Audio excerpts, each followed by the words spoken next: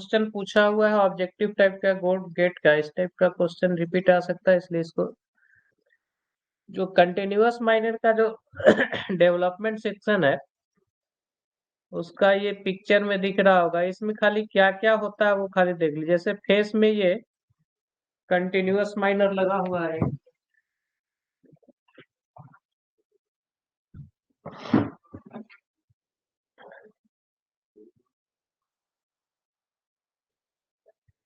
Face में जैसे ये कंटिन्यूअस माइनर लगा हुआ है, इसके पीछे में ये शटल कार है, शटल कार के एक ये लोड में है, दूसरा शटल कार फिर यहाँ से फीडर ब्रेकर को दे रहा है, फीडर ब्रेकर से बेल्ट कन्वेयर को दे रहा है, बेल्ट कन्वेयर के बाद ये फर्दर ट्रांसपोर्ट होगा।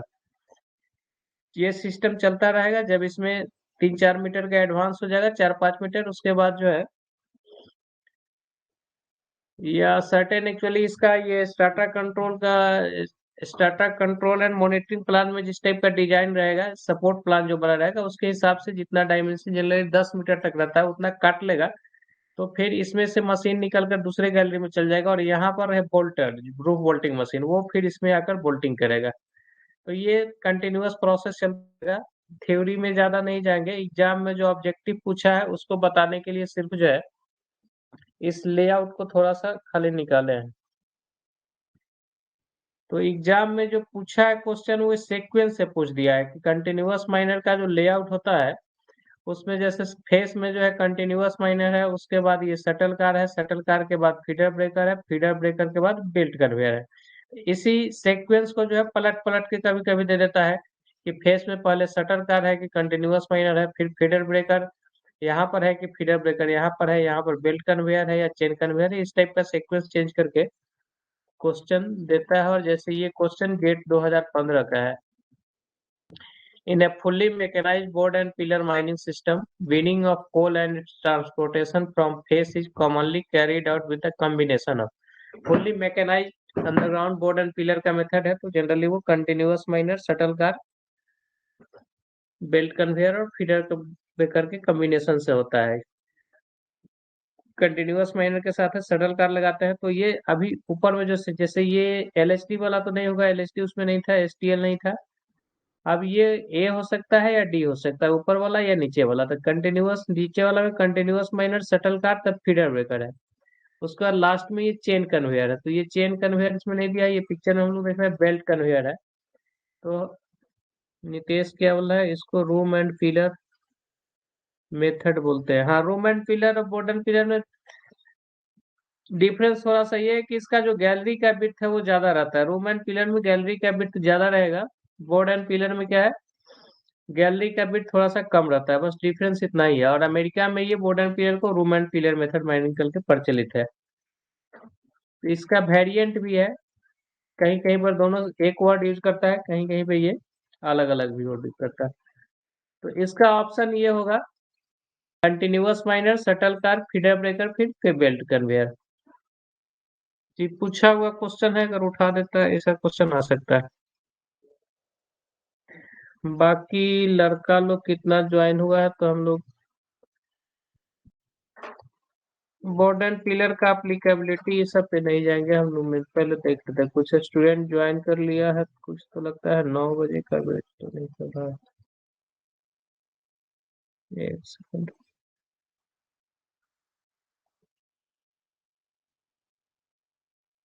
लगता है कुछ लोग को 9 बजे का टाइम ध्यान में होगा। बेल्ट कन्वेयर और चेन कन्वेयर, हाँ बेल्ट कन्वेयर और चेन कन्वेयर अलग अलग होता है। के अनिल कुमार यादव, हाँ बोलिए। हाँ अनिल, अनिल कुछ बोल रहे हो क्या? अनिल, अनिल साउंड आ रहा है, कुछ बोल रहे हो क्या? मैसेज क्या है? Sandeep Kumar good evening, Narendra good evening. Actually 10 बजे के बाद देखते हैं क्लास में, थोड़ा सा 10 बजने के बाद कुछ कुछ इशू आने लगता था, इसलिए थोड़ा सा टाइम अर्ली करके देखे 8:30 से। अगर 9 बजे वाला फेवरेबल है तो 9 बजे वाला ही कंटिन्यू रखेंगे, कोई इशू नहीं है। 10 बजे के बाद देखते हैं, कभी कभी कुछ प्रॉब्लम आने लगता है इसलिए। ऐसे अब आना तो नहीं चाहिए, नेटवर्क का एक दिन था प्रॉब्लम। कुछ लड़का लोग लगता है ज्वाइन इसीलिए नहीं किया है। हाँ, लॉन्गवाल में बेल्ट कन्वेयर यूज करते हैं नरेंद्र सर, बहुत कुछ। 8 या 8:30 बेटर है। ठीक है, 8:30 से 9:30 या 8 से 9 वाला रखते हैं कोई।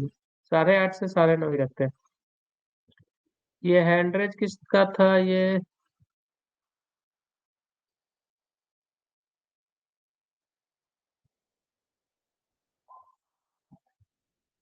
ठीक है, तो ये आगे एक बार ये स्लाइड को देख लेते हैं। अभी कुछ लड़का लोग कम है, उसके बाद फिर सब लोग ज्वाइन कर लेता है तो फिर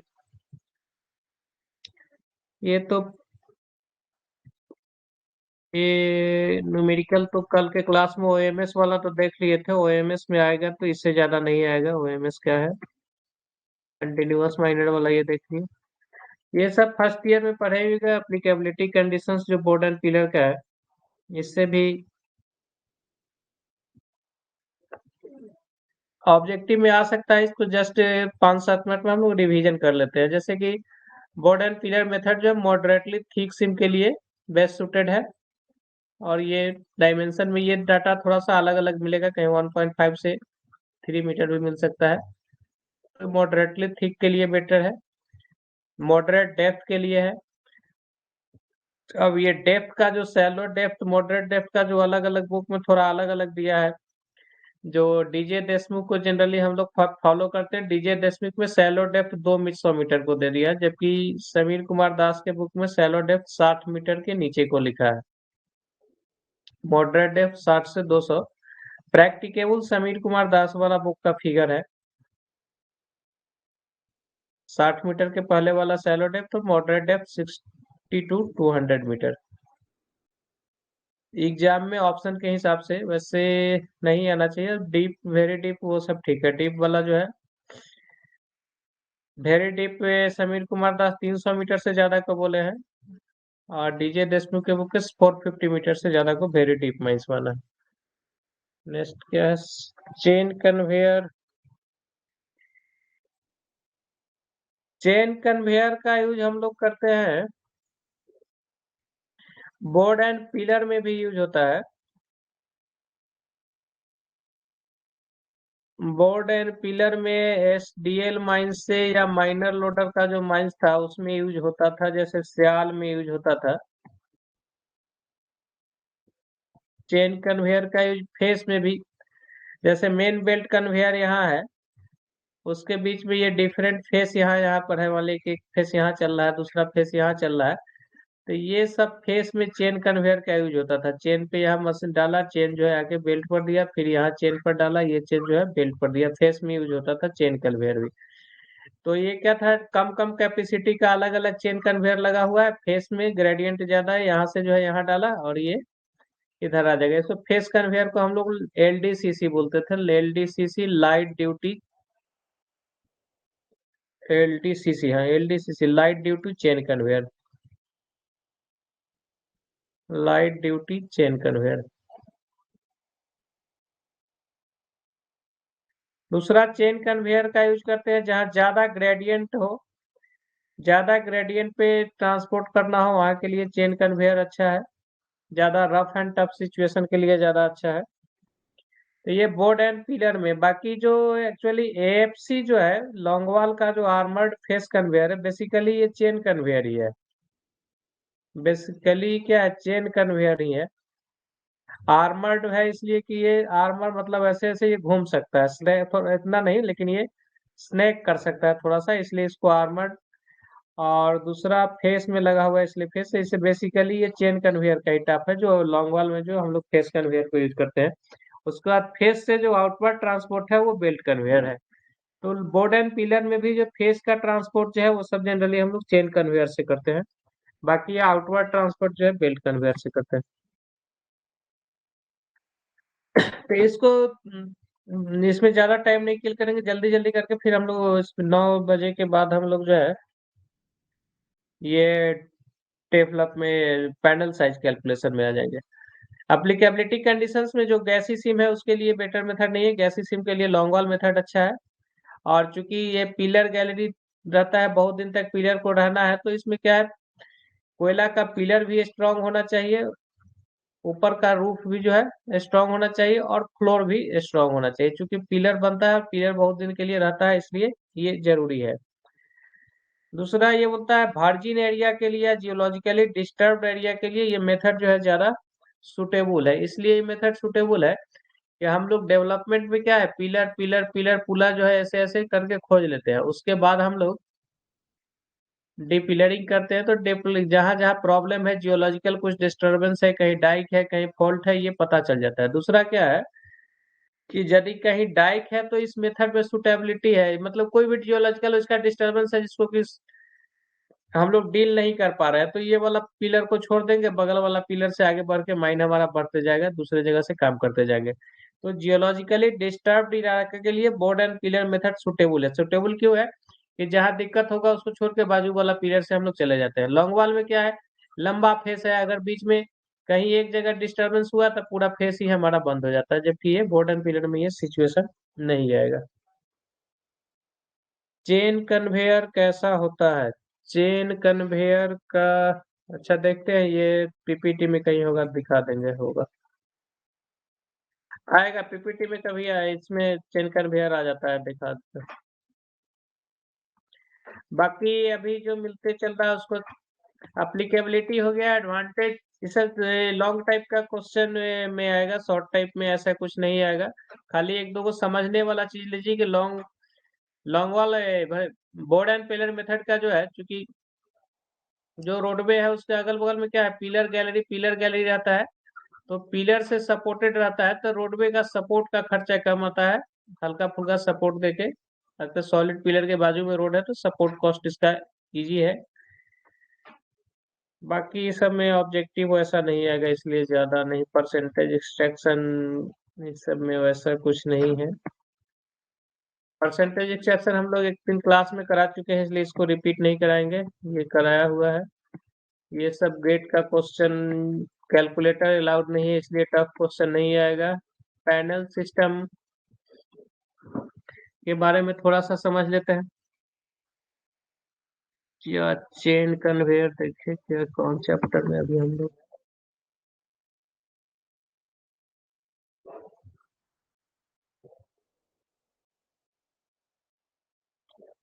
एक सेकंड, चेन कन्वेयर कन्वेयर इसमें है भी कि नहीं। दूसरा ये एसडीएल के बकेट में भी चेन कन्वेयर रहता है। ये एसडीएल का जो बकेट है, ये बकेट है, बकेट के अंदर में जो है चेन कन्वेयर रहता है। इसमें मटेरियल लोड होता है, मटेरियल के बाद ये साइड डिस्चार्ज इधर खुलेगा चाहे उधर खुलेगा, तो इसके बीच में जो है, ये बीच में बकेट में जो है चेन कन्वेयर रहेगा, ये ऐसे ऐसे बीच में ऐसे ऐसे फ्लीट रहता है, इस पर मटेरियल गिरेगा, गिरने के बाद जो है ये चेन चलते रहता है। ये आयरन का ये फ्लीट बोलते हैं, या फ्लाइट जो बोलिए, फ्लाई जीएसटी। एक सेकंड देखते हैं इसमें चेन कन्वेयर, ये तो बेल्ट कन्वेयर है, ये चेन कन्वेयर है, देखिए ये वाला चेन कन्वेयर है, यहाँ पर ये देख सकते हैं। इसमें मटेरियल जब ट्रांसपोर्ट होगा तो ये चेन पूरा चलते रहेगा, बीच में कहीं पर लोड कर दीजिए, एक एंड से दूसरे एंड पर चला जाएगा, ये चेन कन्वेयर है। चेन कन्वेयर ये बगल में मोटर से चलेगा, इसका ये ड्रम है, और ये बीच में चेन, ट्विन चेन है, ये दो लाइन रहेगा तो ट्विन चेन, इसको फ्लीट बोलते हैं। और ऐसे जोड़ जोड़ के लंबा ये कर दिया जाता है, चेन कन्वेयर ये हुआ। इसके पीछे ही ये बेल्ट कन्वेयर है। बाकी ये ट्रांसपोर्ट सिस्टम है। पंपिंग, ये रोटो पंप फेस का, सबको जस्ट एक बार देख लीजिए खाली।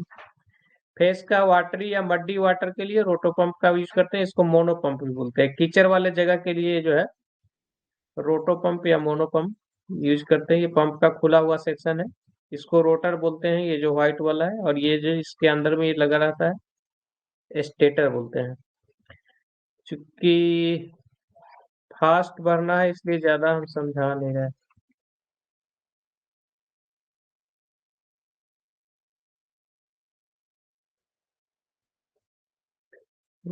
बाकी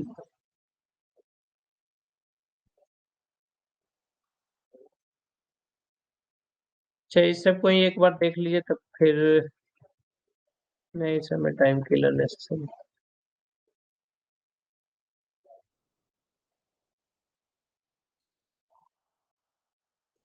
डेवलपमेंट से और कुछ वैसा नहीं है आने वाला क्वेश्चन। लोड स्ट्रेंथ से आएगा नहीं।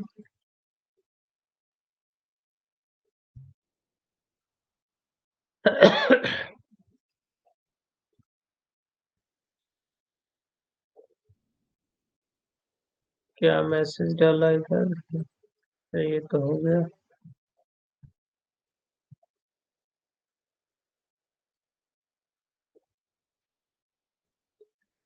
अभी ऐसा करते हैं, थोड़ा सा पिलर एक्सट्रैक्शन वाला जो है उसको देख लेते हैं, फिर आगे ये पिलर का जो पैनल साइज है वो सबको देख लेंगे, पैनल साइज कैलकुलेशन। ये डीपिलरिंग से जो आने वाला जो सिलेबस का था वो तो करा लिए थे, इसमें ये एक ऑब्जेक्टिव यहाँ से बन सकता है। ये डीपिलरिंग जो हम लोग करते हैं, यदि ये स्टोइंग मेथड से डीपिलरिंग है, मतलब बालू भर के डीपिलरिंग करते हैं, तो उसमें बोलता है कि हर एक महीना के 10 तारीख को, 10th day of every month, कितना हमारा वॉइड क्रिएट हुआ और कितना हम लोग सैंड को भरे, इसका डिटेल देने के लिए। मैंने सेलोन submit statement, quantity of coal raised, वो होगा कितना क्वांटिटी रेज की, और क्वांटिटी ऑफ सैंड और other material stored in district से कितना कोयला का प्रोडक्शन हुआ, और दूसरा बोला है डिस्ट्रिक्ट में कितना हम लोग सैंड को, सैंड या और भी कोई दूसरा फिलिंग मटेरियल है, सैंड ही जनरेट है, वो कितना भरे, ये क्वांटिटी कब देना है? हर महीना के 10th day of every month, मतलब 10 तारीख के पहले जो है ये रिपोर्ट देना है।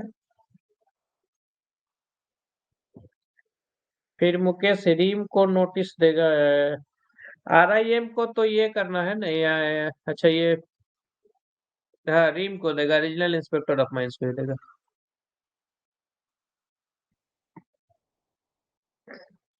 ये 2021 का पूछा हुआ क्वेश्चन है। Every application for permission of depillaring need not be required to be accompanied by, मतलब कि डिपिलरिंग के लिए जो एप्लीकेशन देंगे उसमें से क्या है जो जरूरत नहीं है लगाना, जैसे स्टेचुटरी प्लान और सेक्शन का कॉपी देना होगा, दिल्ली दिल्ली फील्ड होगा, Delhi field in proforma given in DGMS circular. ये DGMS सर्कुलर एक 1988 का सर्कुलर है, उसमें ये डिटेल दिया हुआ है कि डिपिलरिंग के लिए जो हम लोग परमिशन लेंगे, उस परमिशन में जो है क्या क्या डिटेल चाहिए। ये 1981 का एक सर्कुलर है, सॉरी 1988 का सर, एक 1988।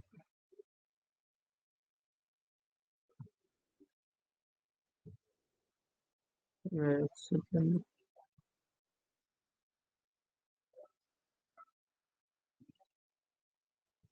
ये सर्कुलर, इसमें एक प्रोफार्मा दिया हुआ है कि जो DGMS से जो परमिशन लेंगे डिपिलरिंग के लिए, सर सैंड और वाटर का रेशियो बता दीजिए पर टन कोल प्रोडक्शन में।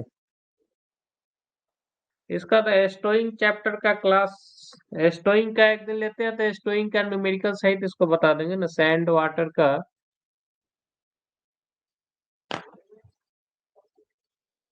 एस्टोइंग वाला लेते हैं तो बोलते हैं 3, एस्टोइंग वाला में उसको कर देंगे, अभी होच पोच हो जाएगा।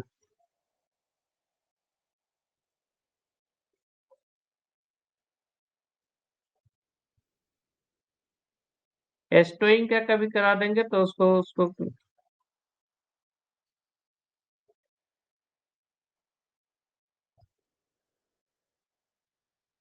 ये कहाँ चल रहे थे? हाँ ये DGMS वाला हम लोग देख रहे थे।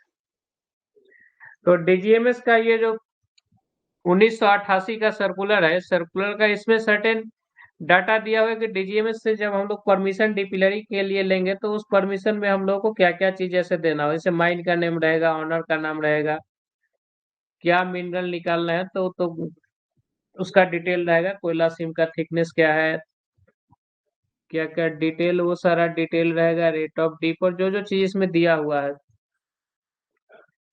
और बाकी फायरवुड का history, method of extraction, manner of extraction, ऊपर नीचे पानी उनी का कुछ इशू है तो वो सारा डिटेल रहेगा, आसपास रेलवे रोड है तो वो डिटेल रहेगा, HT line, high tension line, highest flood level, मतलब जो जो डिटेल क्या क्या डिटेल मांगेगा ये वो सर्कुलर नंबर 1/1988 में दिया हुआ है कि डीपिलरिंग के लिए जो परमिशन लेंगे वो किस टाइप के एप्लीकेशन होगा, क्या क्या डिटेल देगा, वो इस सर्कुलर के हिसाब से है। अब इसमें ये सर्कुलर को कुछ ज्यादा एक नजर खाली देख लीजिए, इसमें बहुत सारा चीज है, जैसे एचएफएल के बारे में है, वाटर से जो प्रिकॉशंस है उसके बारे में है, सब्सिडेंस का डिटेल है, फायर का डिटेल मांग रहा है, माइन प्लान वगैरह मांग रहा है, सिस्टेमेटिक टेम्बरिंग रूल, सब तो ये इसका नाम एसएसआर हुआ, फिर एसएसआर के बाद इसका नाम starter control and monitoring plan हो गया, तो सपोर्ट प्लान अभी उसके डिटेल देना है।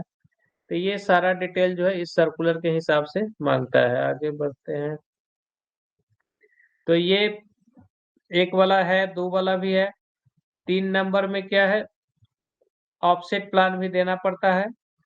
मैनर ऑफ एक्सट्रैक्शन उसमें देखे कि दिया हुआ है, प्रोपोज्ड एक्सट्रैक्शन कैसे का, ये कंसेंट ऑफ ऑनर करके उसमें कोई नहीं है, ऑनर का नाम देना है, ऑनर का नेम हालांकि देना है, name of the owner, name of the mine, लेकिन कंसेंट ऑफ ऑनर वैसा कोई चीज नहीं है जो कि डिपिलरिंग के परमिशन के लिए हम लोग देते हैं। ये रेगुलेशन 112 में भी दिया हुआ है कि प्लान के साथ में रहेगा, डनली फील्ड एप्लीकेशन रहेगा, तो एप्लीकेशन में जो डिटेल क्या क्या देना है वो इसी सर्कुलर में दिया हुआ है, सर्कुलर 1/1988 में। नेक्स्ट क्वेश्चन, तो इसमें से क्या नहीं है, तो सिर्फ कंसेंट ये पूछा हुआ क्वेश्चन है, 2021 का, फर्स्ट क्लास का है। नेक्स्ट है, which is the most practical method of dealing with problem due to hard and massive roof in depillaring panel. Depillaring panel में क्या होता है, जब हम लोग केविंग मेथड से डिपिलरिंग करते हैं तो केविंग मेथड में क्या करते हैं कि जैसे जैसे हम लोग का पिलर का एक्सट्रैक्शन होते जा रहा है, पिलर जब हम लोग निकाल ले रहे हैं तो उसके बाद क्या है कि ये वाला जो एरिया लटका हुआ है वो गिर जाना चाहिए, गिर के ये वॉइड को भर जाना चाहिए। लेकिन कभी कभी जब ये नहीं गिरता है तो इसको हम लोग क्या करते हैं, इंड्यूस्ड ब्लास्टिंग करते हैं, इसमें होल करते हैं, होल करके बारूद डाल के चार्ज करके इसको रेगुलर इंटरवल पे ब्लास्ट करके गिराते हैं, तो इसको हम लोग बोलते हैं इंड्यूस्ड ब्लास्टिंग। यदि रूफ टाइम पर नहीं गिर रहा है तो इंड्यूस्ड ब्लास्टिंग करके गिराते हैं, और वो जो इंड्यूस्ड ब्लास्टिंग है वो ये होगा, तो इसका आंसर ये होगा। एस, यदि हार्ड और मासिव रूफ गिर नहीं रहा है तो उसको इंड्यूस्ड ब्लास्टिंग करते हैं, या इसी को कैमाफ्लेज ब्लास्टिंग भी बोलते हैं। कैमाफ्लेज ज्यादा प्रचलित वर्ड है, इंड्यूस्ड ही।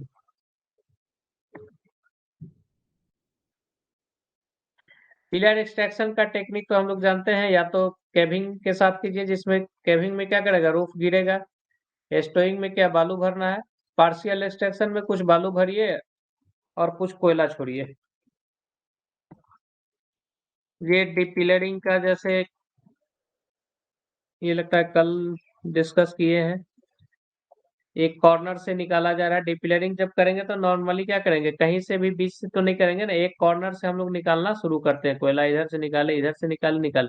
अब ये निकालने का थोड़ा सा ये जो लाइन है ये ऐसे हो सकता है, या ऐसे हो सकता है, या ऐसे हो सकता है, जैसे ये दिख रहा है। तो ये जो निकालने का जो डिफरेंट लाइन होगा उसको हम लोग लाइन ऑफ एक्सट्रैक्शन बोलते हैं, मतलब पिलर एक्सट्रैक्शन का जो सीक्वेंस है उसको लाइन ऑफ एक्सट्रैक्शन बोलते हैं। आगे आएगा वो। प्रिपरेटरी अरेंजमेंट में ऑब्जेक्टिव पॉइंट ऑफ व्यू से कुछ ज्यादा नहीं है, डीजीएमएस से परमिशन लेना पड़ता है, ये हम लोग पहले देख लिए हैं। रेलवे रूट ये सब ऐसे बनाकर कुछ ऑब्जेक्टिव दे सकता है, तो ये जस्ट एक एक बार देख लीजिए, रेलवे अथॉरिटी से लैंड का रिकॉर्ड, ऊपर के सी में पानी भरा हुआ है तो उसको डिवाटर करना होगा। जमीन यदि अपना नहीं है तो जमीन का एक्वायर करना पड़ेगा, क्योंकि डीपिलरिंग करेंगे, यदि केविंग से कर रहे हैं तो लैंड का सब्सिडेंस होगा। तो ये सब केस में लैंड एक्विजिशन करके रखना होगा। ऊपर के सी में पानी भरल है तो पानी घुस सकता है, पानी को डिवाटर करना होगा। आसपास के माइन से एक्सपीरियंस लेना होगा। इस सबसे ज्यादा ऑब्जेक्टिव क्वेश्चन नहीं बनेगा, इसलिए इसको पार करते हैं। इसके लिए सपोर्ट प्लान एक बना कर रखना होगा। डिपिलरिंग के लिए जो है सपोर्ट प्लान जरूरी है, जो कि पहले एसएसआर था, अभी इसको सपोर्ट प्लान के रूप में जानते हैं। हाँ, अब ये लाइन ऑफ एक्सट्रैक्शन को एक बार देख लीजिए, ये सिर्फ समझ लीजिए, ये इंपॉर्टेंट है, इससे घुमा फिरा का क्वेश्चन दे सकता है। हालांकि ये प्रीवियस ईयर के क्वेश्चन में कहीं दिखा नहीं है ऑब्जेक्टिव। लाइन ऑफ एक्सट्रैक्शन का मतलब क्या है? Line along which roof caves sequence या पिलर ऑफ एक्सट्रैक्शन। वो जो पिलर सब जो है उसको किस पर्टिकुलर सीक्वेंस में हम लोग निकालेंगे, वही लाइन ऑफ एक्सट्रैक्शन है। मतलब पहले कैसे निकाल सकते हैं, ये जैसे पिलर सारा है, तो इसको ऐसे निकालेंगे तो स्ट्रेट लाइन, ऐसे निकालेंगे तो ये भी स्ट्रेट लाइन हुआ। ये ऐसे ऊपर से यदि डीप ऐसे है तो ये वाला होगा क्या, deep line of extraction. Strike के अलोंग करेंगे तो क्या हो जाएगा, स्ट्राइक लाइन ऑफ एक्सट्रैक्शन। किस तरह से निकालना है? दूसरा, ये दोनों के बीच में ऐसे ऐसे लेंगे तो इसको हम लोग बोलेंगे डायगोनल लाइन ऑफ एक्सट्रैक्शन। और इसी में कभी कभी क्या होगा कि उतना स्टीप खड़ा होकर ना, यदि हमारा पिल इस टाइप से यदि ले, ऐसे ऐसे ले, तो ये स्टेप डायगोनल बोलते हैं, इसको बोलते हैं स्टेप। मतलब कि थोड़ा डायगोनल, जो डायगोनल लाइन ऑफ एक्सट्रैक्शन होगा वो हॉरिजेंटल से 45 डिग्री रहेगा। Diagonal line of extraction horizontal से, या जो लेवल लाइन है या स्ट्राइक लाइन है, स्ट्राइक के 45 डिग्री पर होगा। और ये जो स्टेप लाइन ऑफ एक्सट्रैक्शन जो होगा वो लेस देन 45 डिग्री से कम पर, इससे कम पे। और इसी का अपोजिट है कि इससे थोड़ा और खड़ा खड़ा करके कीजिए तो उसको हम लोग स्टीप डायगोनल लाइन बोलते हैं। तो जो steep diagonal line of extraction है वो होगा मोर देन 45 पे, 45 डिग्री से ज्यादा पर होगा, स्ट्राइक से 45 डिग्री पे ज्यादा पर। इसको हम लोग यहाँ समझ सकते हैं, ये पिक्चर में ये डिफरेंट पिलर का से नंबरिंग किया हुआ है, 1 नंबर 2 नंबर 3 नंबर, ऐसे ऐसे 1 2 3 2 3 4, ये नंबरिंग किया हुआ है सारा। उसके बाद जो डायगोनल लाइन ऑफ एक्सट्रैक्शन होगा उसमें क्या करेंगे, इधर से नंबरिंग कर दिए, इधर से कर दिए, फिर ऐसे कर दिए, ऐसे ऐसे नंबरिंग कर दिए, और सेम नंबर वाला को एक बार ले रहा है। 2 2 को ऐसे लिए, 3 3 को लिए, फिर 4 4 को लिए, फिर 5 5 को लिए, ऐसे ऐसे लिए, और ये एंगल यहाँ पर कितना बन रहा है, 45 डिग्री बन रहा है।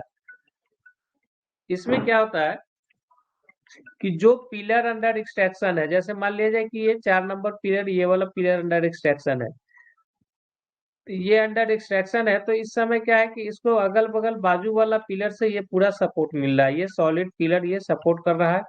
अनसपोर्टेड एरिया कौन है, ये वाला अनसपोर्टेड एरिया है, बाकी ये तो केव्ड इधर का रहेगा। और ये दोनों बाजू से मिल रहा है, तो ये मीडियम रूफ कंडीशन के लिए अच्छा मेथड है, क्योंकि यहाँ जो है सपोर्टेड, दो तरफ से कॉर्नर के बीच में सपोर्टेड है, एक्सपोजर यहाँ पर कम है। इसके बाद वाला,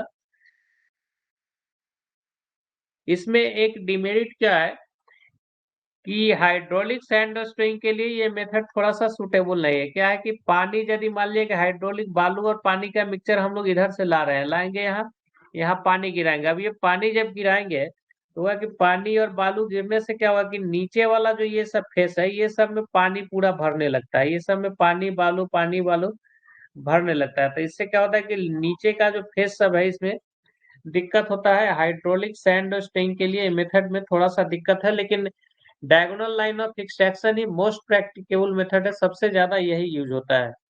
जिसमें क्या कर रहे हैं कि एकदम बिल्कुल 45 डिग्री पर ये नंबरिंग ऐसे ऐसे करके एक एक करके ऐसे ऐसे कर रहे हैं। यहाँ ये हैज पोर्शन, जो ये हैज पोर्शन जो सपोर्ट करता है बीच वाला, ये सब पिलर को हम लोग एक्सट्रैक्ट करते हैं। इसके बाद वाला समझते हैं तो थोड़ा सा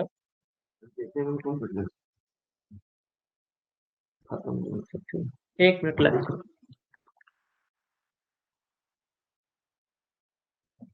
देखो तो आरब आरब आरब गेट कौन है?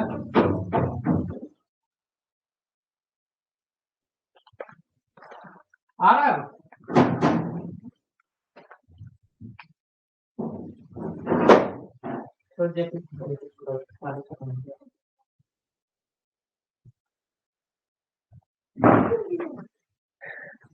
उसके बाद ये step diagonal line of extraction है। इसमें जैसा कि पता है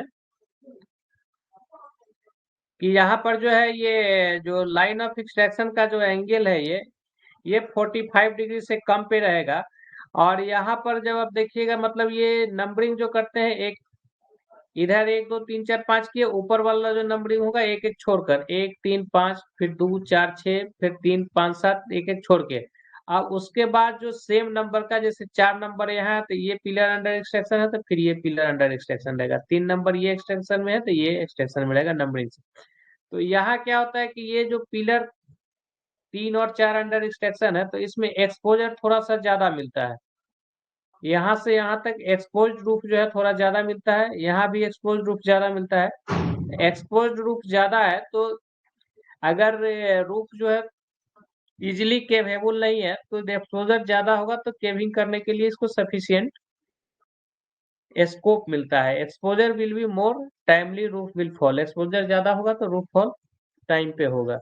और ये हाइड्रोलिक सैंड स्टोइंग के लिए बेस्ट मेथड है, इसलिए कि इसमें जो है बाली पानी तो आएगा लेकिन ज्यादा फेस जो है हमारा क्या है,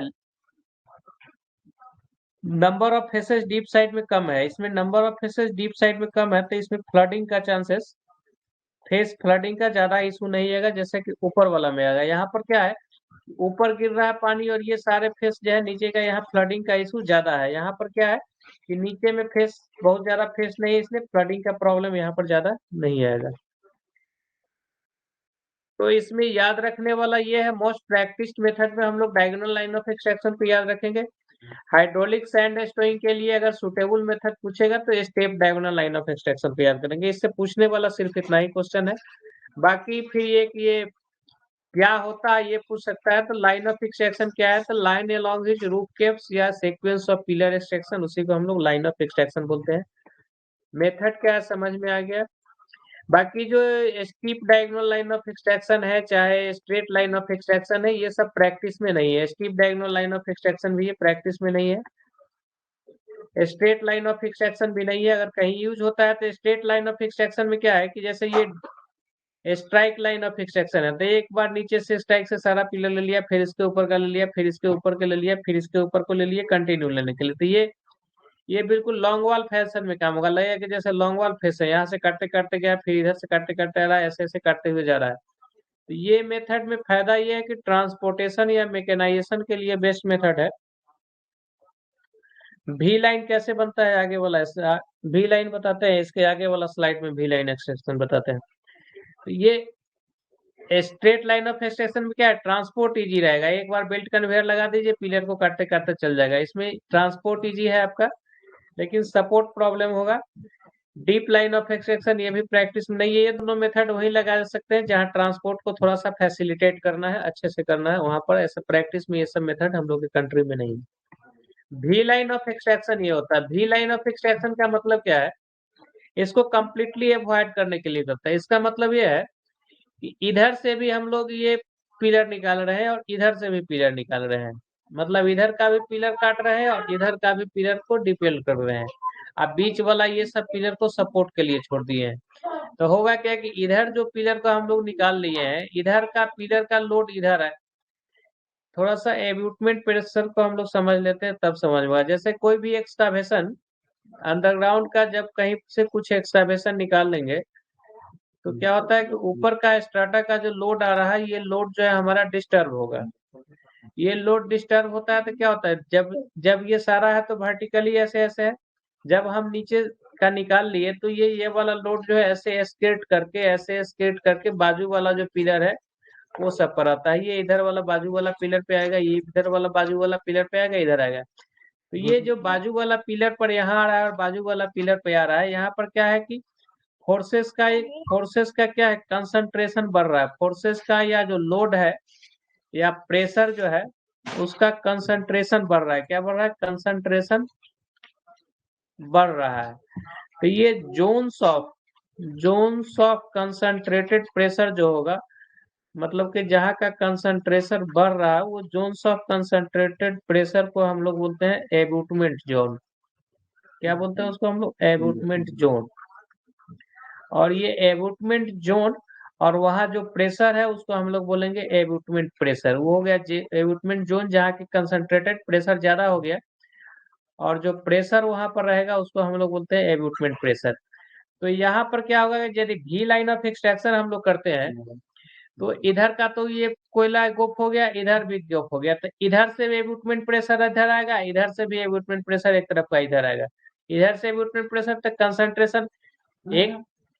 तो दोनों तरफ से जब एबूटमेंट प्रेशर आएगा तो ये सब पिलर, जो बीच वाला जो पिलर है, इस पे लोड दोनों तरफ के गोप के कारण लोड ज्यादा आ जाएगा। लोड ज्यादा होने पर क्या है कि पिलर का क्रशिंग होने का चांसेस ज्यादा है। क्रशिंग के साथ क्या होगा? प्री मैच्योर कोलैप्स होने का चांसेस ज्यादा है। प्री मैच्योर कोलैप्स मतलब कि जो एंटिसिपेटेड जिस समय कोलैप्स होना चाहिए उसके पहले जो है कोलैप्स होगा, और उसके पहले ये पिलर सब जो है क्रश करके डैमेज हो सकता है, अनसेफ हो सकता है, रूफ फॉल हो सकता है और एक्सीडेंट हो सकता है। इसलिए ये इस टाइप का एक्सट्रैक्शन को भी लाइन ऑफ एक्सट्रैक्शन मतलब इस टाइप में कभी भी नहीं करना है कि इधर भी गोप हो जाए और इधर भी गोप हो जाए। ये भी लाइन एक्सट्रैक्शन है, चूंकि ये भी शेप में ऐसे दिख रहा है इसलिए इसको भी लाइन एक्सट्रैक्शन बोलते हैं, और इसको अवॉइड करना है। नरेंद्र, क्लियर हो गया होगा आगे? ये मैनर ऑफ एक्सट्रैक्शन, 2 पिलर है हेड और 4 नंबर्स ऑफ पिलर वाला हम लोग कल के क्लास में देख लिए थे।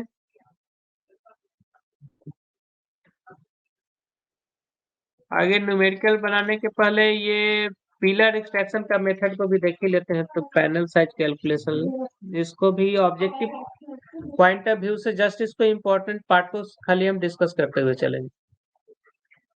पिलर एक्सट्रैक्शन का जो टेक्निक है, डिपिलरिंग का जो मेथड है, जो कॉमनली कॉमनली जो यूज में है वो तो rib, slice and rib method है, लेकिन सारे मेथड को यहाँ लिखा हुआ है, जैसे attacking the entire stook, half moon method, reverse moon method, fender और chowkidar method, slice and rip method. एक एक करके इसको समझ लेते हैं।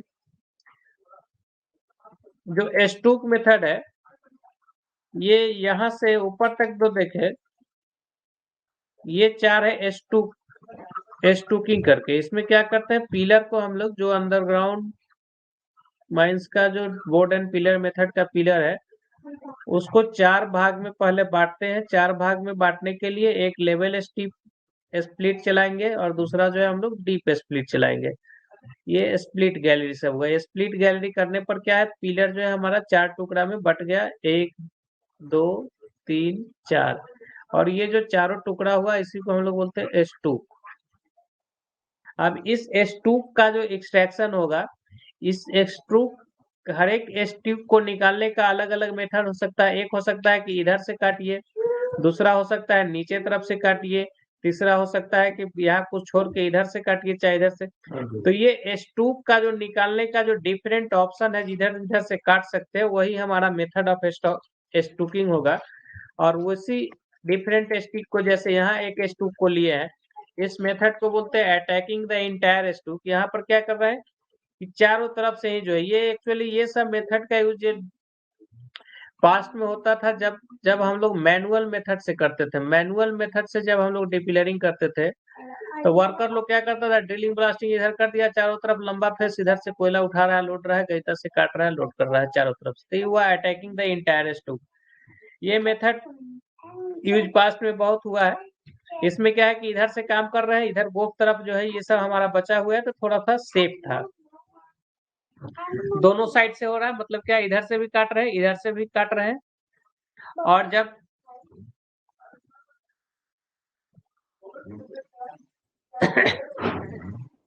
एक ऐसे करके एक लेयर काट लिए, फिर ऐसे काटे, फिर ऐसे काटे, ऐसे करके सारा ले लेते हैं। बीच में कहीं पर ये, जैसे कि ये लास्ट में ये रीब छोड़ा हुआ है, ये लास्ट में जो है गो फेज के तरफ में ये रीब छोड़ा हुआ है, ये जो है गो फेज के तरफ में रीब छोड़ा हुआ है। इस रूप को भी जब पूरा ये स्टू के निकल जाएगा तो लास्ट में जहां तक सेफ्टी परमिट करता है उतना ये रीब को हम लोग निकाल लेते हैं। रीब का थिकनेस और ये जो स्प्लिट गैलरी का थिकनेस है वो आगे हम लोग देखते हैं। फिर डीजीएमएस सर्कुलर में 3.6 मीटर और 1.2 मीटर, शायद 1.8 मीटर। हाँ, ये अभी वाला तो देखे अटैकिंग द इंटायर स्टूक है। दूसरा ये हाफ मून मेथड है। हाफ मून मेथड में क्या करते हैं, इसका काटने का सीक्वेंस ऐसे कॉर्नर से ऐसे ले रहे हैं, फिर ये ऐसे ले रहे हैं, फिर ये ऐसे ले रहे हैं, ये हाफ मून हुआ, ऐसे करके ले रहे हैं, तो ये हाफ मून मेथड है। और लास्ट में यहाँ भी जो है ये रिब है, रिब को लास्ट में इसको जहां तक सेफ्टी परमिट करता है लेब को भी पतला करके हम लोग ले लेंगे। रिब का थिकनेस 1.8 मीटर रखते हैं। हाफ मून मेथड जो है गुड रूफ के लिए अच्छा है। गुड रूफ में तो लगभग सब चलेगा। सीक्वेंस देख लिए। उसके बाद ये रिवर्स मून मेथड है। रिवर्स मून मेथड में क्या करेंगे, ये जो कॉर्नर जो है इसमें क्या करेंगे, जैसे ये पिलर का 4 स्टूक किए, तो इसमें बोलता है कि इसमें गोफ तरफ से ही काटना शुरू कर दिया, इधर से इधर से। तो ये तब कर सकते हैं जब रूफ बहुत अच्छा है और ये हाईली अनसेफ है, चूंकि गोफ तरफ से जाके काटना है। लेकिन पास्ट डे में ये मेथड भी यूज करता था और वर्कर लोग इधर से ज्यादा काटना है। अंडरग्राउंड माइंस में यदि ब्लास्टिंग ब्लास्टिंग नहीं है, गईता से जब कोयला काटता है तो ये गोफ तरफ का कोयला काटना थोड़ा सा इजी हुआ करता था। इसमें चूंकि लोड रहता है, क्रश रहता है, कट कट कट कट काट के जल्दी जल्दी लोड कर देता था, तो वर्कर लोग इधर से भी कोयला काट काट के जो है लोड करता था। तो ये अनसेफ मेथड है। गोफ चूंकि इधर गोफ है, गोफ के बगल से काट रहे हैं, इसमें भी रीब हम लोग छोड़ते हैं और रीब को बाद में निकाल, लेकिन ये अनसेफ मेथड है, इसको अवॉइड करने के लिए बोलता है।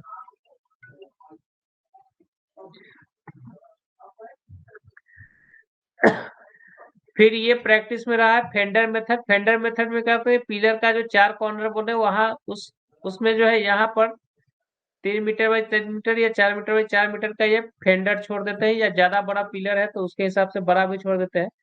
तो ये फेंडर मतलब ये चौकीदार हुआ। यहाँ पर ये स्टूप के कॉर्नर पे थोड़ा सा कोयला छोड़ दिए, फिर इधर से गैलरी चलाए, इधर से गैलरी चलाए, लास्ट में फिर इधर काट के ये कोयला को निकालते थे। इसको फेंडर एंड चौकीदार मेथड बोलते हैं, जिसमें कि पिलर के सेंटर पे स्टूप के पास कुछ जो है ये रेक्टेंगुलर पोर्शन में चौकीदार छोड़ देंगे या फेंडर, उसके बाद अगल बगल से इसको जो है काटते हैं, लास्ट में ये रीब छोड़ देते हैं और रीब को भी रिटर्न होने के टाइम में इसको ले लेते हैं।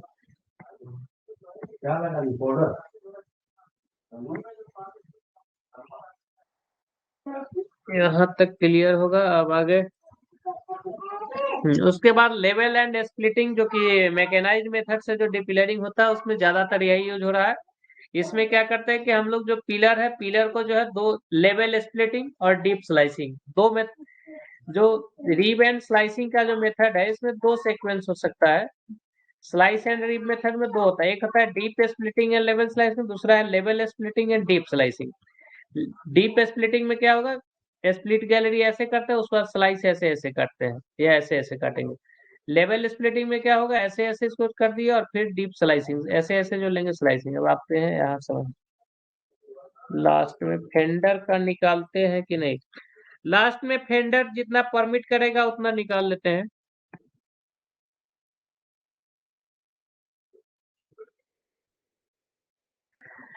On return fender is taken by half moon method at the end. And में लास्ट में जो है हाफ मून मेथड से जितना परमिट करता है सेफ्टी उतना हम लोग ले लेते हैं फेंडर को भी।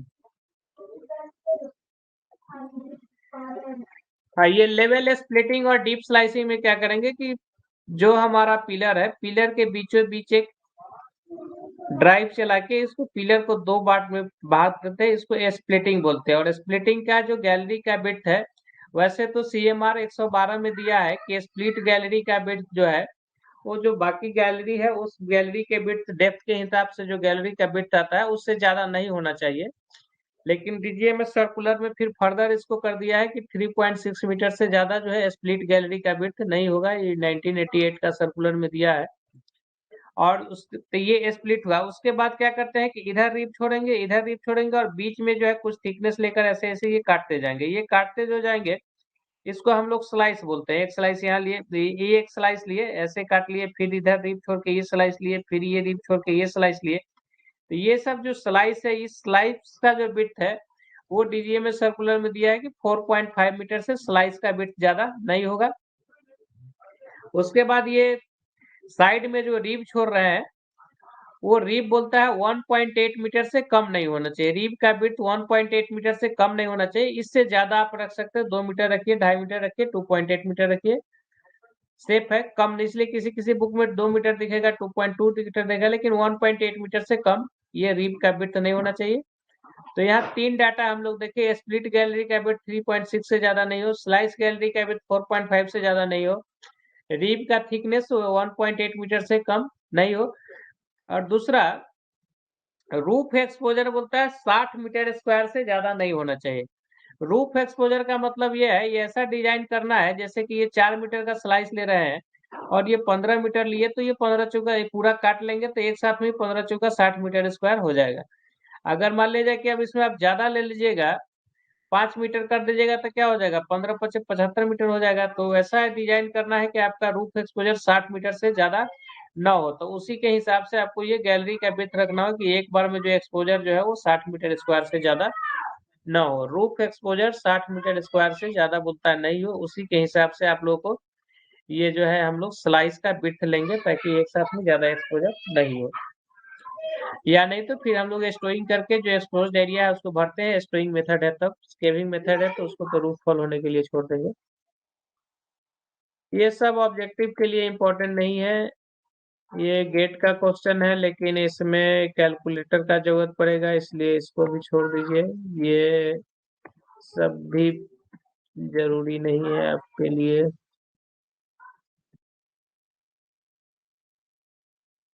ये एक याद रख सकते हैं, ये room and pillar,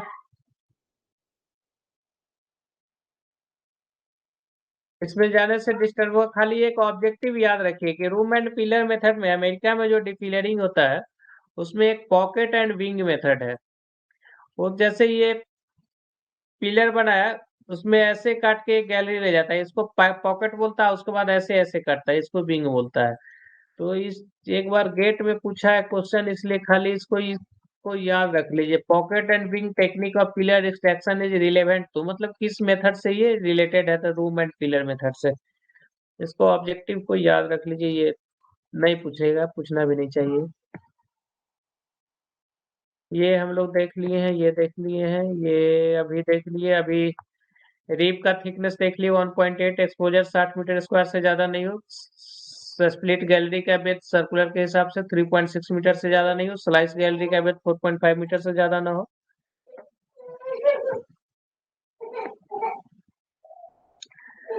induced blasting करके हम लोग जो है सुटेबल मीन्स यही है, इससे ऑब्जेक्टिव भी पूछा है, देख लिए हैं। अच्छा, ये अब हम लोग इसको देखे या ऑब्जेक्टिव कर ले। अच्छा, इसको समझ लेते ही इम्पोर्टेंट कुछ टर्म्स है बोर्ड एंड पिलर का या डिपिलरिंग का, या ये कहीं भी कोलैप्स, जैसे नॉर्मल कोलैप्स, प्रीमैच्योर कोलैप्स, ये जगह जगह पर आएगा। नॉर्मल कोलैप्स का मतलब यूजुअल कोलैप्स। यूजुअल कोलैप्स का मतलब ये हुआ कि जैसे यहाँ का कोयला निकाल लिए, कोयला निकालने के बाद जो है सपोर्ट हटा लिए, तो ये वाला एरिया गिरेगा। सपोर्ट हटाने के बाद जो रूफ फॉल हो उसको हम लोग बोलते हैं नॉर्मल कोलैप्स। सपोर्ट हटा लिए तो ऊपर का स्ट्रक्चर तो गिरेगा ही गिरेगा, तो ये हो गया normal collapse.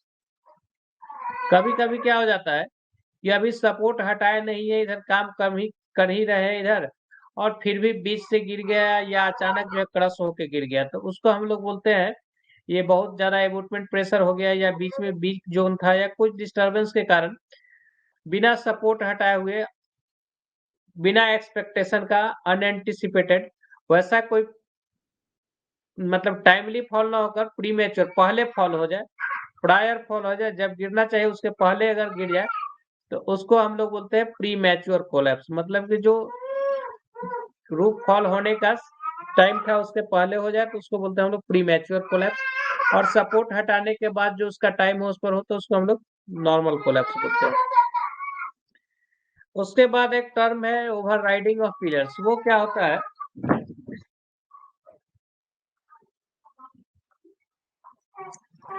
Over riding of pillars क्या है, जैसे मान लिया जाए कि इधर ये पिलर्स है, इधर का कोयला हम लोग निकाल दिए, ये गोप हो गया, गोप हो गया, अगर सही टाइम पर सब गिरते जाए ये मास, और ये बीच में जो है कोई मासिव सैंडस्टोन है, मतलब 1.2 मीटर से ज्यादा थिकनेस का जो लेयर है उसको मासिव सैंडस्टोन, मासिव लेयर बोलते हैं। और ऐसा लेयर है तो ये क्या है, जल्दी गिरेगा नहीं। इंड्यूस्ड ब्लास्टिंग करेंगे तो गिरेगा, लेकिन अगर ये नहीं गिरा है तो क्या होता है कि इधर का लोड सब तो ट्रांसफर होके यहाँ आ रहा है एबुटमेंट प्रेशर के कारण।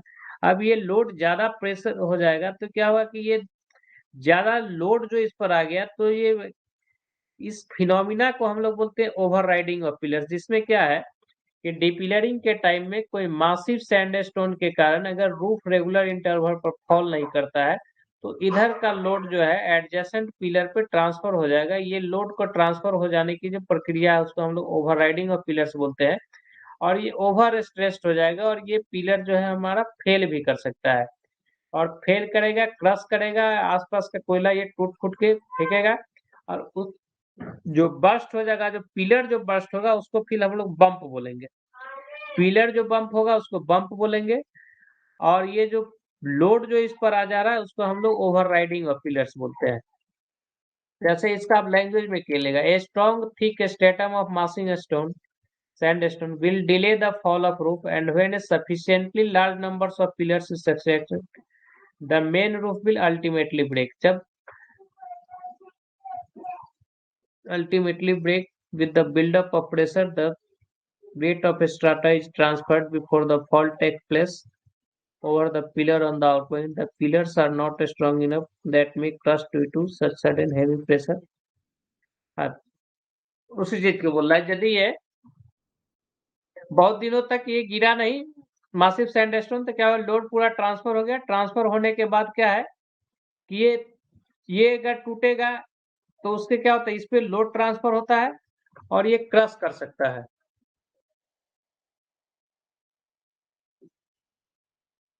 अगर ये पिलर कमजोर है तो ये क्रश हो जाएगा, इसी को हम लोग बोलते हैं ओवरराइडिंग ऑफ पिलर्स। ये इसमें फिर कोई एक बार ये सपोर्ट चैप्टर आएगा तो इसको हम लोग देख लेंगे। रूफ डिपिलरिंग में रूफ जो गिरेगा, रूफ वेट जो आने वाला है उसको लोग बोलता है इंडिकेशन ऑफ रूफ वेटिंग। जो और जो वर्कर लोग जो बोलता था चांदनी गर्म होना, मतलब कि रूफ गिरने वाला है तो चांदनी गर्म होना। ये पता कैसे चलता है, तो जब रूफ वेट आएगा तो ये सपोर्ट जो है ये टेढ़ा होने लगेगा, इसको बोलते हैं बकलिंग ऑफ सपोर्ट। दूसरा क्या है कि जब साउंड मारिएगा, टैपिंग कीजिएगा तो टन टन टन का साउंड देगा, तो मतलब लोड आ रहा है। बकलिंग हो गया। बेंडिंग, ऊपर का जो लीड है, ऊपर के ये लीड है ये टेढ़ा मेढ़ा होने लगेगा। उसके बाद फिर क्या हो सकता है, ये जब रूप चांदनी गर्म होने वाला है, गिरने रहेगा तो धूम धाम कुछ कुछ जो है साउंड इसमें आते रहेगा। कुछ क्रैक्स वगैरह है तो वो क्रैक्स चौड़ा होने लगेगा तो ये देख के पता चलेगा। दूसरा क्रैक चौड़ा होगा तो पानी उनी का सीपेज बढ़ेगा। उसके बाद रूफ फॉल, हल्का फुल्का टुकड़ा टुकड़ी गिरने लगेगा। और जब ज्यादा आएगा तो बूमिंग साउंड, रूफ मूवमेंट, ये सब कर कर आवाज आएगा। ये इंडिकेशन सब फॉल है। तो ऑब्जेक्टिव में ये मिला जुला के कुछ ऐसा टाइप का पूछ सकता है कि इसमें से कौन जो है इंडिकेशन का फॉल है, कौन नहीं है। 4 गो दे देगा, एक ठो नया कुछ दे देगा।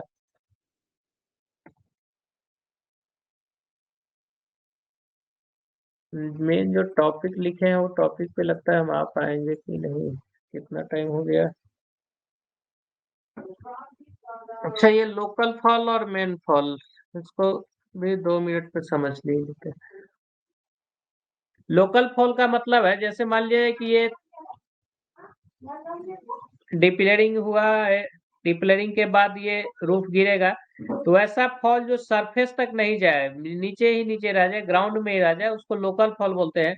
और यदि ये सरफेस तक एक्सटेंड हो जाए तो उसको हम लोग मेन फॉल बोलते हैं। और मेन फॉल ये देखा गया है कि जो डेप्थ, कितना डेप्थ है, जैसे डेप्थ यदि मान लिया जाए कि हम 100 मीटर डेप्थ कर काम कर रहे हैं तो देखा गया कि 100 × 100 मीटर स्क्वायर, इतना मीटर स्क्वायर का एरिया यदि एक्सकावेट हो गया तो उस आसपास में लगभग मेन फॉल होता है। मतलब कि डेप्थ यदि डी है तो डी स्क्वायर एरिया के एक्सकावेशन होने के बाद जनरली पाया गया है कि ये मेन फॉल होता है। इसका कोई साइंटिफिक नहीं, ये प्रैक्टिकली ऐसा ऑब्जर्व किया गया है कि generally D square area depth जी, जहाँ पर की क्या डेप्थ है, इतना एरिया, जितना ज्यादा एरिया बहुत ज्यादा एरिया एक्सपोज होने के बाद ही ये ऊपर का मेनफॉल होगा। तो ये देखा गया है कि डी स्क्वायर से ज्यादा एरिया जब हो गया तो ये ऊपर का मेनफॉल जनरली होता है। मेनफॉल मतलब कोई ऐसा फॉल जो कि सरफेस तक सब्सिडेंस जिसमें हो। इमीडिएट ट्रूप, केविंग हाइट, इस पे तो न्यूमेरिकल है लेकिन पूछना नहीं चाहिए, लेकिन इस न्यूमेरिकल के पहले हम लोग वो न्यूमेरिकल कर लेते हैं जो आज के टॉपिक में दिए हैं, नहीं तो एक न्यूमेरिकल कर ही लेते हैं।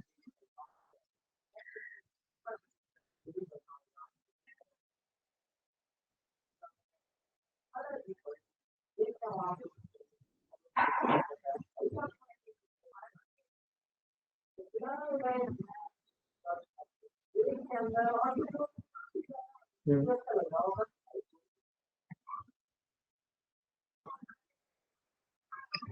ये गेट का न्यूमेरिकल है, एक दूसरा एनसीडे का न्यूमेरिकल है। तो पहले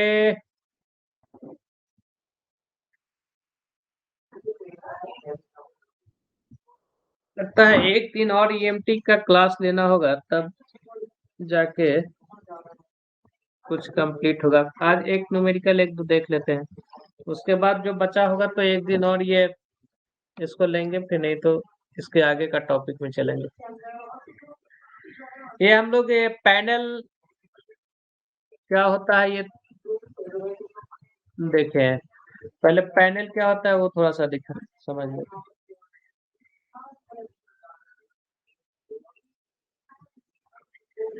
ये डिस्ट्रिक्ट को रेगुलेशन 137 में बोलता है कि फायर से प्रिकॉशंस के लिए जो है, जो माइन का जो अंडरग्राउंड माइन का जो बॉर्डर पिलर में वर्किंग होगा वो पैनल करके बोलता है बनाने के लिए। एक पैनल इधर बना दीजिए, एक पैनल इधर, अलग अलग पैनल में बनाकर काम करने के लिए।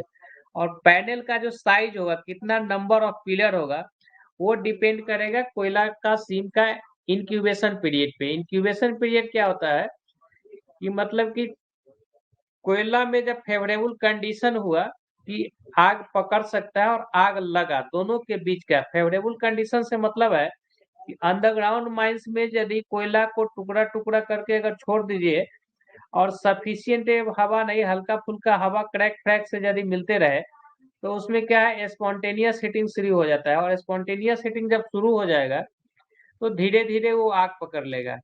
तो इंक्यूबेशन पीरियड का मतलब है कि जब हमारा ये फेवरेबल कंडीशन मिला और जब इसमें आग पकड़ लिया, उसके बीच का जो टाइम पीरियड है उसको हम लोग बोलते हैं इंक्यूबेशन पीरियड। और ये जनरली ये फेवरेबल कंडीशन आता कब है, तो जब हम लोग डिपिलरिंग मेथड से जब हम लोग केविंग मेथड से जब डिपिलरिंग करते हैं, तो ये क्या है कि कोयला एक लास्ट एंड से क्या करेंगे, कोयला पिलर निकालने के बाद रूफ को गिरने के लिए छोड़ देंगे। अब रूफ जब गिरेगा और रीब में कुछ कुछ कोयला छूट जाता है, क्रैक फ्रैक होगा, हल्का फुल्का हवा जाएगा, तो उस कंडीशन से होता क्या है कि ये सब में जो है फायर के लिए जो है फेवरेबल कंडीशन हो गया कि कोयला छूट गया और हल्का फुल्का लीक उक से हवा जा रहा है। तो अब क्या है, जब फायर पकड़ेगा तो अचानक नहीं पकड़ता है ना, वो कंडीशन फेवरेबल हुआ, उसके बाद 6 महीना, 7 महीना, 8 महीना, 9 महीना तक का एवरेज टाइम है। 6 महीना से 18 महीने के बीच में जो जहाँ का जितना इंक्यूबेशन पीरियड है उतना में फायर पकड़ लेता है। तो यो फर्स्ट मेजर रूफ फॉल और जब फायर पकड़ेगा उस बीच का टाइम पीरियड हो गया इंक्यूबेशन पीरियड। इसका कोई मेजरमेंट का इंस्ट्रूमेंट नहीं है, लेकिन आसपास के माइंस में या उसी माइंस में जो आग लगने का जो पीरियड है उसके आधार पर हम लोग निकालते हैं। तो जो इंक्यूबेशन पीरियड है 6 महीना या 8 महीना, बोलता है कि जो पैनल बनाया है ऐसा डिजाइन होना चाहिए कि इंक्यूबेशन पीरियड के अंदर में आप सारे पिलर को निकाल लीजिए। जो नंबर ऑफ पिलर्स हमको उतना ही रखना है कि जो इसका इंक्यूबेशन पीरियड है उसके अंदर में हमारा निकल जाए।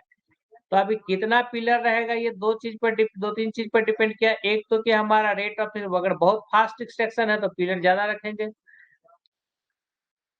बहुत फास्ट एक्सट्रैक्शन है, बहुत ज्यादा प्रोडक्शन ज्यादा कर रहे हैं तो ज्यादा भी पिलर रहेगा, तो हम लोग 6 महीना है तो 6 महीना के अंदर में काट लेंगे। अगर प्रोडक्शन का रेट कम है तो नंबर ऑफ पिलर हमारा कम रखना पड़ेगा। दूसरा, इंक्यूबेशन पीरियड अगर ज्यादा है तो नंबर ऑफ पिलर हम लोग ज्यादा रखेंगे। तो एक न्यूमेरिकल से हम लोग समझते हैं, एक न्यूमेरिकल बनाते हैं, फिर अगर कल भी बनाना होगा तो एक और बना लेंगे। तो गेट वाला ही बनाए या पहले पहले सिंपल वाला बनाते हैं। ये एनसीटी का पूछा न्यूमेरिकल है। लिख रहा है in an underground mine output from the panel is 360 ton per day. एक अंडरग्राउंड माइन है जिसके पैनल से एक दिन का प्रोडक्शन जो एंटिसिपेटेड है 360 टन है। Having 26 days of working in a month. महीना में जो है 26 दिन काम होता है, 4 को संडे सा छोड़ दिया है, संडे बंद रहता होगा। वेयर इंक्यूबेशन पीरियड दिया हुआ है 9 महीना। If recovery from the panel is 80%, मतलब कि सारा कोयला निकल नहीं पाता है, रिमूव में जो छोड़ते हैं वो 20% कोयला छूट जाता है, 80% कोयला निकल जाता है। पिलर साइज दिया हुआ है 30 मीटर बाई 30 मीटर, हाइट दिया हुआ है 3 मीटर। कोयला का डेंसिटी या स्पेसिफिक ग्रेविटी 1.8 दिया हुआ है। अब पूछ रहा है find out number of pillars in the panel. Panel में कितना नंबर होगा पिलर का, वो पूछ रहा है। तो ये हम लोग कैसे निकालेंगे, ये हम लोग ऐसे निकालेंगे कि इसका जो इंक्यूबेशन पीरियड 9 महीना है, इस 9 महीना में हम लोग कितना कोयला मैक्सिमम निकाल सकते हैं। इस रेट से 360 टन पर डे का रेट है, इससे हम लोग टोटल कोयला कितना निकाल सकते हैं, और वो कोयला कितना पिलर में ब्लॉक है, वही उतना नंबर ऑफ पिलर होगा। तो इस 9 मंथ में हम लोग मैक्सिमम प्रोडक्शन जो हमारा अवेलेबल मशीन है उससे कितना कर सकते हैं। 9 महीना में 26 दिन होगा तो 26 से गुना किए। उसके बाद ये एक दिन का प्रोडक्शन 360 है तो ये 360 से गुना किए। तो ये 9 महीना में हम लोग मैक्सिमम प्रोडक्शन जो है इतना ले सकते हैं। इतना प्रोडक्शन हम लोग 9 महीना में इतना टन प्रोडक्शन कर सकते हैं। अब ये इतना टन प्रोडक्शन करेंगे तो कितना पिलर का कोयला खत्म हो जाएगा। तो उसके लिए पहले देखिए कि एक पिलर में कितना कोयला है। एक पिलर में कोयला है 30 metre by 30 metre by 3 metre height है। इतना मीटर क्यूब कोयला है। इस मीटर क्यूब में हम लोग 1.8 से मल्टीप्लाई कर दिए तो ये टन में कोयला हो गया। उसके बाद बोल रहा है कि ये पूरा कोयला तो है, पूरा का पूरा तो निकल नहीं रहा है ना, 80% ही रिकवरी है, तो 0.8 से गुना कर दीजिए तो ये 80% में कन्वर्ट हो गया। अब इसको सॉल्व कर दीजिए, सॉल्व करके जो काट कूट के आएगा वही नंबर ऑफ इसका पिलर्स होगा। सॉल्व करने के लिए क्या करेंगे, अब इसको काट कूट दीजिए। ये ऐसा क्वेश्चन पूछ सकता है इसलिए कि ये बिना कैलकुलेटर का बन जाएगा, इसमें बहुत ज्यादा कैलकुलेशन इन्वॉल्व नहीं है। इसको जैसे काट कर देखिए, जैसे मान लिया जाए कि ये डेसिमल सबको उड़ाएंगे, जैसे ये 0.8 है, 1.8 है, इसको उड़ाएंगे तो एक 10 देना होगा। फिर ये 0.8 है तो इसको उड़ाएंगे 0.80, अगर 0 रखेंगे तो 100 से कीजिए, फिर ये 0 से 1 0 कट जाएगा। अब ये 8 बच गया। उसके बाद इसको काट लीजिए जहां जहां से कटेगा, जैसे ये 0 से ये 0 कट गया, ये 0 से ये 0 कट गया। उसके बाद 9 दूना 18 कट गया। उसके बाद फिर ये कट जाएगा 36 है तो ये 3 से काट दीजिए, 12 तिया 36 कट गया। उसके बाद काट दीजिए, ये 4 दूना 8 हो गया, और ये 6 दूना 12 हो गया। सॉरी, 4 दूना 8 और 4 तिया 12, ये 3 होगा ना। फिर ये 3 से एक और 3 को काट दीजिए। उसके बाद बचा क्या, ऊपर में बच गया ये 26, और नीचे में बच गया, और कुछ बचा ऊपर क्या, एक 10 बच गया यहाँ। तो ये 10 को भी काट देते हैं, चाहे ये 26 को काट देते हैं तो ये 13 हो जाएगा। फिर ये 10 को काट देंगे तो ये 5 हो जाएगा। तो ऊपर बच गया 13 पचे 65, और नीचे बच गया एक तो 3, बाकी सब तो कट गया ये 3। तो 65/3 आया। तो इसको भाग देकर देखिए तो ये 21 पॉइंट समथिंग आएगा। अब इसमें 20 पॉइंट समथिंग आएगा तो ये देख लीजिए इससे नियरेस्ट कौन है, 22 वाला है, तो 22 आंसर हो जाएगा, या 22 या 66, लगभग 66 के आसपास है। तो इस टाइप का अगर एससीसीएल का एग्जाम टफ लेता है तो इस टाइप का एक आध क्वेश्चन को दे सकता है, इसलिए इसको याद रखने का जरूरत नहीं। सिर्फ ये जो इंक्यूबेशन पीरियड है उसमें कितना कोयला निकल सकता है, उसको हम लोग ऊपर रखते हैं। कोल इंक्यूबेशन पीरियड में कितना प्रोडक्शन हो सकता है उसको हम लोग ऊपर रखते हैं, और एक पिलर का कोयला, कोल का एक पिलर का जो कोयला है उसको नीचे रखते हैं। Coal pillar,